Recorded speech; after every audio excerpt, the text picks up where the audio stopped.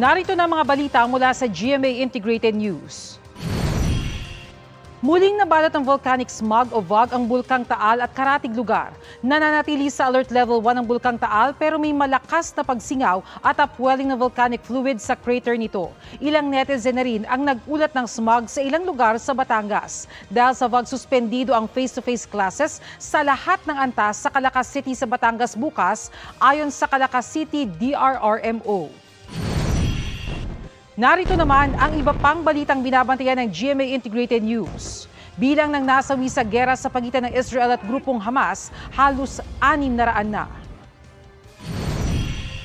LPA sa labas ng Philippine Area of Responsibility binabantayan ng Pag-asa. Trough nito magpapaulan sa ilang bahagi ng bansa.